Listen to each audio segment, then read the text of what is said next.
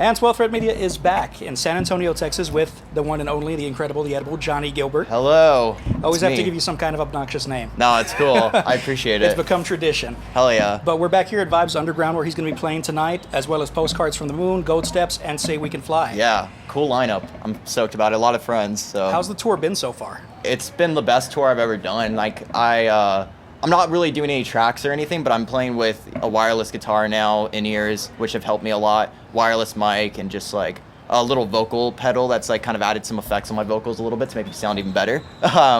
So yeah, and I've just gotten more comfortable on stage, and Say We Can Fly is always great and so talented, and I've known him for a long time, and I'm just excited about being on this tour. It's just all good vibes, and that's all I could ask for, and GoldSteps are great as well. And It seems like it. It seems like this tour, like there's definitely a difference. I know last time you were here, it was in the kind of resurgence of COVID. Yeah. So it was very different, but it's good to see everyone back out.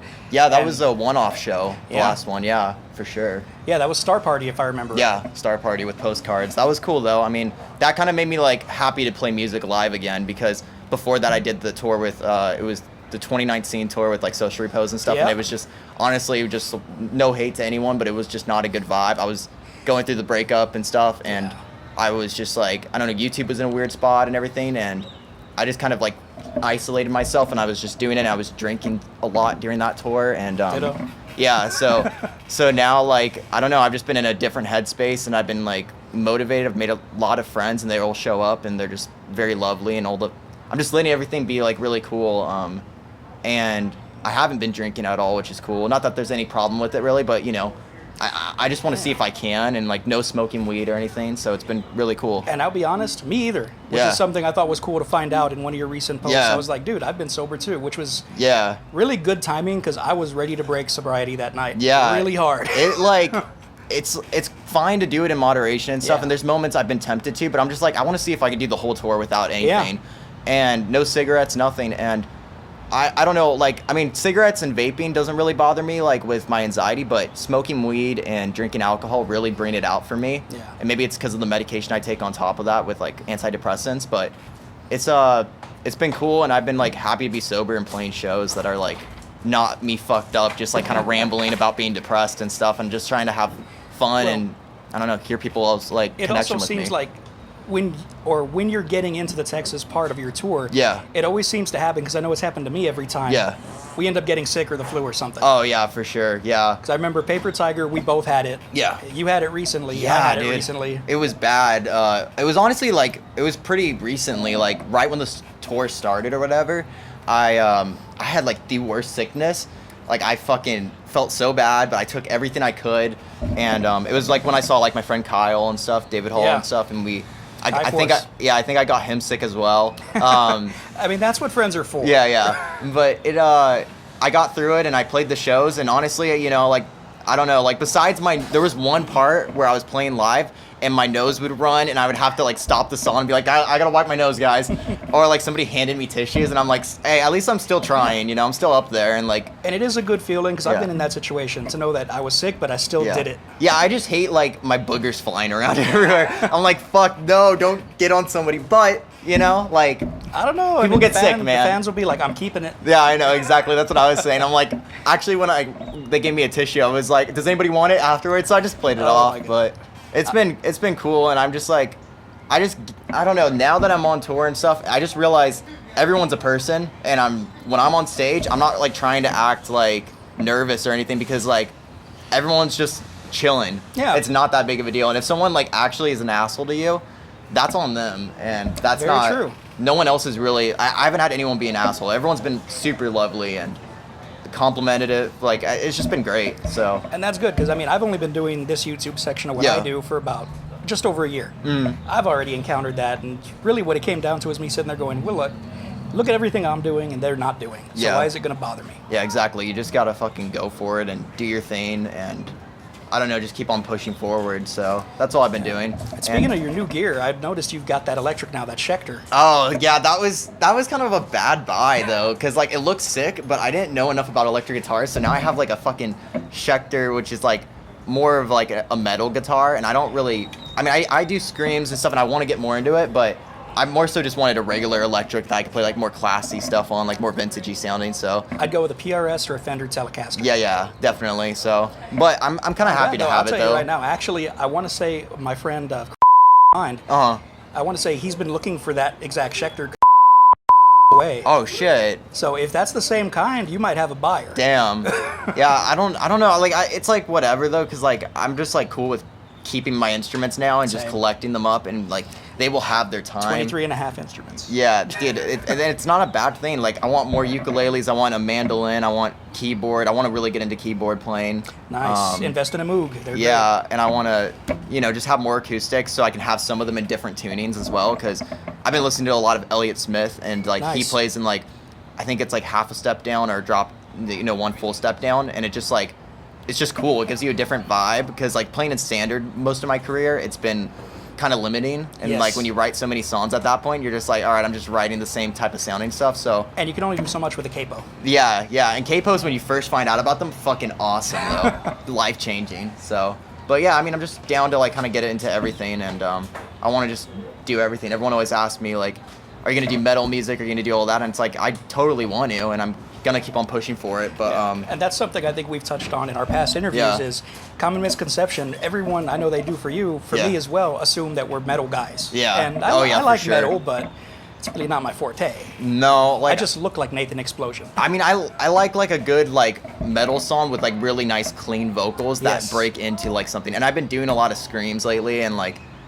it's fun, and I want to still hear that tonight. Yeah, maybe a little bit while I'm playing. I've been doing it a little bit just to wake up people, but I like with Tell Death Do You Part, we're gonna like, I'm totally ready to get that shit moving again and start doing like more of a side project, not full metal, but have little more metal rock elements into it, and then with my solo music, continue the, I don't know, just kind of what I did with this new record, but maybe like branch out on it with All My Friends Are Dead. I noticed that, like with My Life's a Wreck. Yeah. Which I was really waiting for, because I remember you telling me you were doing something with the 50s vibe. Totally 50s. Like, that's like, it's, and I'm surprised, like I haven't done a video for it, but I'm kind of tempted to. And I kind of just like doing videos for all my songs, so I'm tempted to do one for that and Broken At the Seams still. And see, when I think about, as far as, I'm talking like covers, that's mostly what I do, because I'm a shit writer. But, for sure, as far as that goes, I'm thinking a Beatles song, if I could would get your love vocals it. on it. I would love it. In My Life, or 8 Days a Week. Yeah, something like really like pretty. I mean, and taking your own spin on it. I love the Beatles, so I love your vocals, my vocals, and maybe a little darker vibe could really do it. That would be sick. Yeah, I just love doing like fucking.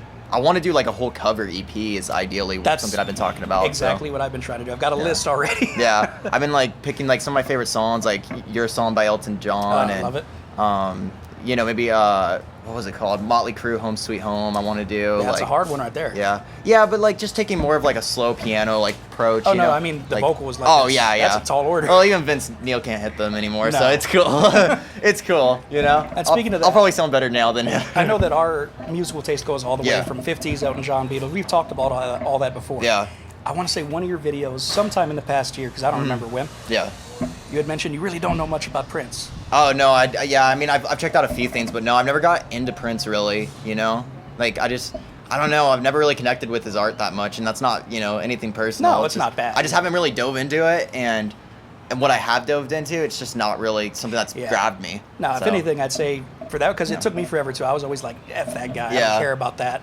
Bought a DVD because everyone was laughing at it. And then that probably like got you into it for sure. Loved it. Yeah, exactly. So, I totally get that. Like that's something that's always made music that and his way cover better. Of Creep. His Yeah, cover of Creep I heard that as well. Yeah, and yeah, it's just like that's what helps me with artists a lot is interviews and stuff where you can like deep dive and it goes past the music and it goes into the actual person. So. And that's one thing, I'll be honest, because I am a professional journalist. That's what my degree's in.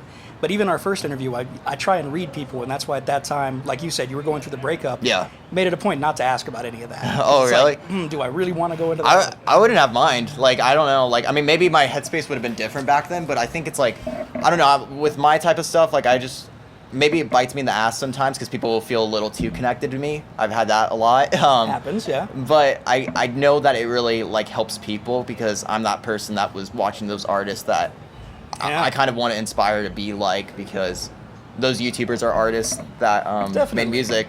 They helped me when they still do. I still rewatch a lot of those things, and they help me just feel better or like inspired. So I know I ask this one every year. Yeah. Who is at the top of your playlist right now? Dude, I know last year it was the Bee Gees. Yeah, the Bee Gees I was really into for a minute.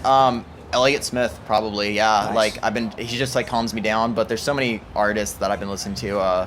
I mean, Never Shot Never's always up there. I just always can go back to him, and that was like one of my growing up artists.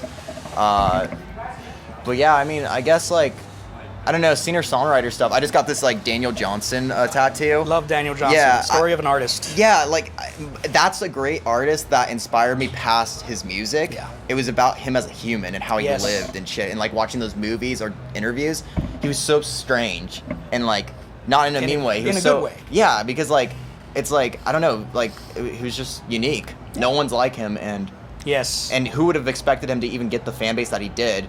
And the legacy that he has. Like, I've gone to places where there's literally this, like, drawing just on it. Like, past the music, his art as a just drawer and shit. It was just so good. And on that one, I think I'm going to have to give you a Joe Cocker album. Oh, really? I've never heard of him. Oh, you've heard of him. Oh, maybe I have. Maybe I don't from know. Wonder Years. What would you do if I sang out of tune? Oh, what would you do? Yes. Okay, so that I only know that because of the Beatles, though. Yeah. When you hear it, you'll know it. Okay, it's a song word. everyone's heard, but all his music is just so soulful. Yeah. I think that's what you'll like. Yeah, so there's just a lot of artists, though. I mean, I don't know. There's so many. It's tough, but those are like Elliott Smith is just someone I've been going back to a lot, and that's good. I like that. Yeah, he's I guess like very authentically raw, and just maybe like it's the same thing as Daniel Johnson, where it's like not somebody you would expect to get, I guess, as popular as he did and leave the legacy that he did. No, totally agree with that. No. I mean, it's been good talking to you. I know that you're still going to be on tour for a little bit. I think El Paso's tomorrow night. Yeah, I guess so. Something like that. I don't know. I just kind of go where I go. So. Cool. And I understand with Jake, there's going to be a new song. Yeah. Jake Weber. Yeah, that's coming out today. Yeah, it's a Halloween song. It's cool. It's me, Jake Weber, and Young Scuff, who's like a friend of ours, and they actually came to the New York show and we shot a little video, like my parts for it, and. So by the time you see this, it's already out. Yeah. You should have already listened to it. Yeah, and I got like 2 more songs coming out. A new version of my song Anxiety that's like way more like the vibe that I wanted. Nice. And then a song called Repair, which is more like grungy, has a little bit of screaming in it. But yeah, just kind of keeping it going. So. And before we cut off, I'm going to pick up some merch from Johnny here at the show. Hell yeah. We're going to do a giveaway. What should they put in the comments to try and enter this? I don't know. This is always tough. What do you think? I usually go with like a lightning bolt or something. There's like something simple. Oh, we could do whatever. Fuck. I don't know. Maybe like. So all you have to do to win this autographed t-shirt is comment a skull emoji down in the comments section. That's all you got to do to be eligible to win. And live within the United States.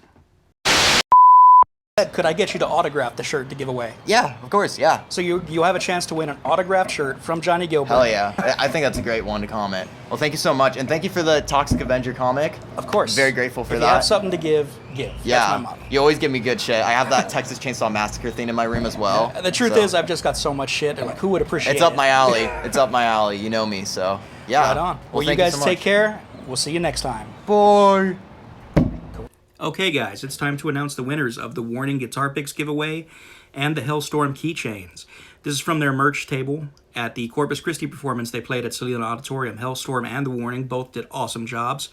So, on YouTube, we've got Clara, you're a winner of a keychain, and Rock Riot, you got yourself some guitar picks. And on Instagram, Grim Kicks, you came up as the winner for the Hellstorm keychain. So, reach out to me, guys. I'll tag you on your respective platforms, and we'll see about getting those items to you. No shipping, nothing like that. It's completely free. Everyone else, don't forget to comment a skull emoji on this video for your chance to win that Johnnie Guilbert autographed t-shirt. That winner's going to be announced on Halloween. That's when the next video is going to be coming, and that's going to be a full performance of one of Johnnie Guilbert's songs from the San Antonio show at Vibes Underground, where we did this interview. So I got to talk to him, find out which song it's going to be. But as long as you comment a skull on this video, you got yourself a chance to win that autographed t-shirt. Till next time, keep doing you. Wave our arms around, fuck it. I'm not